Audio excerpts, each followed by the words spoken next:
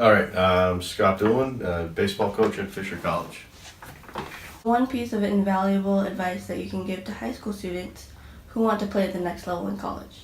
Look at every sort of school that you can look at, big versus small, inner city versus rural, suburban, metro. Look at every possibility, because when you decide on your final site, you want it to be your final place you go, so you're not transferring and trying to come into a new system.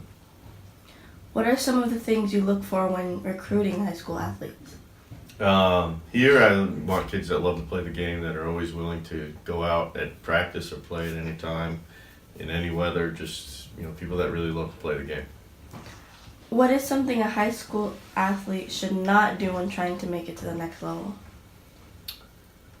Should not do. They should always act the same. They shouldn't change when college coaches are around or pro scouts are around. They should always be the same. So you shouldn't be able to tell whether they're at practice or a game. If they're trying to overdo something when someone's watching, and then they change when no one's watching.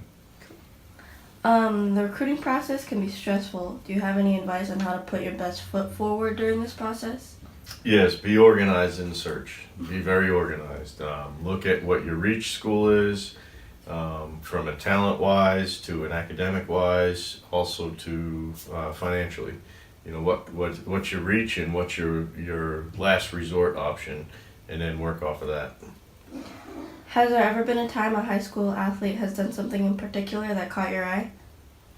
Yes, someone that is always just constantly working hard. I prefer watching people at practice, also, and not just in what they do in games, but what they do in practice as well, and how hard they work, and whether they can recover after they make a mistake, and how do they learn from it, what their body language is like. So it's kind of those. We look at all of it. What do you expect to see from a recruit when they come to play for you? Again, all of our guys have a few things in common. They love to play the game. They all love to compete, to try to win, and they're all a little quirky in their own way. Which do you emphasize more, the student athlete or the athlete? Well, I think it goes hand in hand. So I think no matter however you look at it, in order to be a good athlete, you have to be a good student. In order to be a good student, you're going to be a good athlete. So it all goes hand in hand. I don't really differentiate the two. What are some things that turn you away from a potential recruit?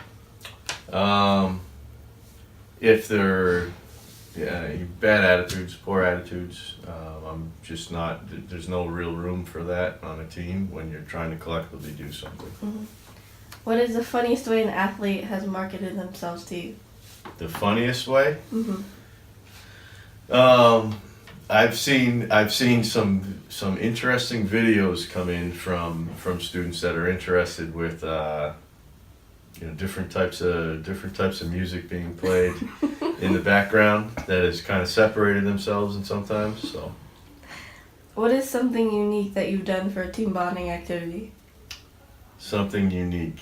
Every year I do something. Last year was a brick with our catchers that started it, where you want to earn your right to write your name on the brick or write your number on the brick. The year before that, we had a hard helmet that worked like a construction helmet.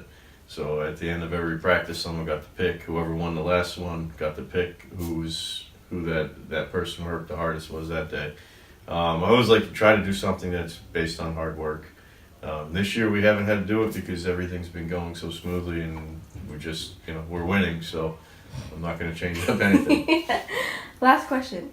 So what is one song that pumps you up as a coach? Teenage Wasteland by The Who. Thanks, Coach. No problem.